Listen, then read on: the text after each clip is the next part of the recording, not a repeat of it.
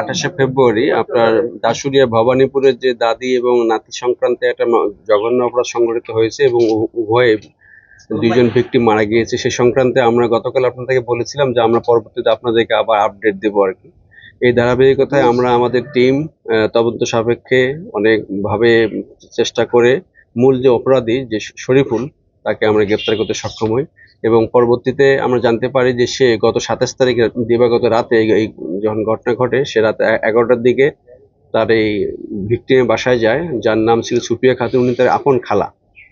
সেখানে গিয়ে তার সঙ্গে কথা বলে এক পর্যায়ে যখন সে নাতনির সঙ্গে দেখা করতে যাবে এরকম সময় তার খালা বাধা দিলে পরবর্তীতে সে তার সঙ্গে একটা কঞ্চি ছিল হাতুড়ি বাটাম যেটা বলে ওটা দিয়ে সে তাকে মারে এবং সে তৎক্ষণাৎ সে ওখানে মারা যায় বা অজ্ঞান হয়ে যায়। এই পাশাপাশি সে যখন ভিকটিমকে সেতু যে জামিলা আক্তার সেতু রুমে যায়, রুমে গিয়ে তাকে দেখে যখন চিনতে পারে তখন তাকে সে আবার ওই হাতুড়ি দিয়ে পিটায়, মাথায় আঘাত করার সঙ্গে সে সেন্সলেস হয়ে যায়।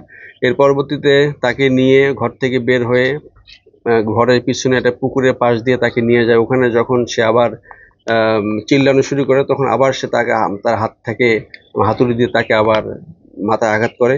এরকম করে পুকুরের কর্নারে চলে যায়, পুকুরের নিচে চলে যায় এবং সমস্ত কিছু যা আমাদের একিউজড শরীফুল তার বক্তব্য অনুসারে তার দেখানো মতে আজকে ঘটনাস্থলে গিয়ে আমাদের টিম এডিশনাল এসপি অপরাধ, পাশাপাশি এই মামলা তদন্তকারী কর্মকর্তা সাব ইন্সপেক্টর বেনু ডিবির টিম সহ সকালে গিয়ে আসামিদের স্বীকারোক্তি অনুসারে ওখানে যে ঘটনাস্থল যেখানে পুকুর ছিল সেই পুকুর থেকে আপনারা দেখছেন যে এই দুইটা জিনিস উদ্ধার করে।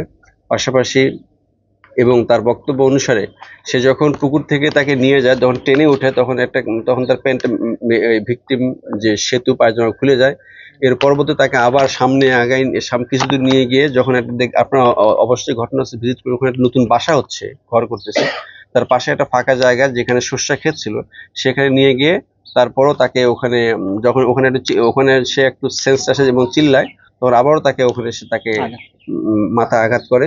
এই আঘাতের প্রেক্ষিতে সে মারা যায় এবং মেয়েটাকে সে ধর্ষণ করে ওখানে আর কি।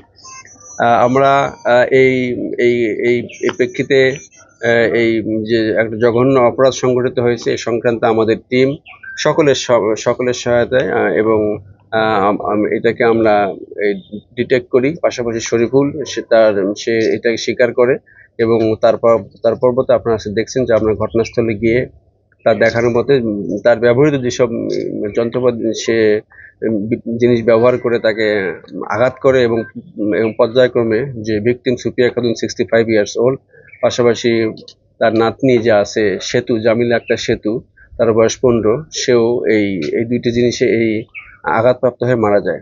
তা আমরা চেষ্টা করছি যে গতকাল আপনাকে বলছিলাম যে আমরা পরবর্তীতে এসে আপনাদেরকে বিস্তারিত জানাবো। এটাই হলো আজকের এই অবস্থা যে মাধ্যমে আমরা চেষ্টা করছি যাতে একটা অপরাধ সংঘটিত হয়েছে আমরা এটাকে উদ্ঘাটনের মাধ্যমে এখন আসামিকে আমরা আইনে বিজ্ঞ আদালতে সুপর্দ করার মাধ্যমে প্রয়োজনীয় ব্যবস্থা হয় সেটা আমরা এনশিওর করব। ধন্যবাদ। শরীফুলের অ্যারেস্টের বিষয়টা হলো যে আপনারা জানেন ওখানে একটা গ্রাম, পার্শ্ববর্তী বিভিন্ন লোকজন ছিল। আমরা কিছুটা মানুষের ওখানকার যে প্রতিবেশীর সঙ্গে কথা বলছি, যেরকম আমরা কিছু তথ্য পেয়েছি। পাশাপাশি তথ্য প্রযুক্তির মাধ্যমে তার অবস্থান নির্ণয়, পাশাপাশি কিছু কোরিলেটেড আমাকে তার বক্তব্য এবং তথ্য প্রযুক্তির তার অবস্থান, পাশাপাশি গত এক সপ্তাহের তার সঙ্গে তার খালার একটা সম্পর্ক ছিল, মানে তার বাসায় আসতো ফ্রিকুয়েন্টলি এবং মেয়েটাকে সে একটা সময় লোলুপ দৃষ্টিতে তাকাতো। এরকম বিষয়ে আমরা এই গতকালকের ঘটনার পর থেকে ওখানে পার্শ্ববর্তী বিভিন্ন প্রতিবেশী এবং কয়েকজনের সাথে কথা বলে আমরা এসব ক্লু পাই। এসব ক্লুর প্রেক্ষিতে আমরা আমাদের লোকজন মুভমেন্ট করে তাকে আমরা চিহ্নিত করতে সক্ষম হই।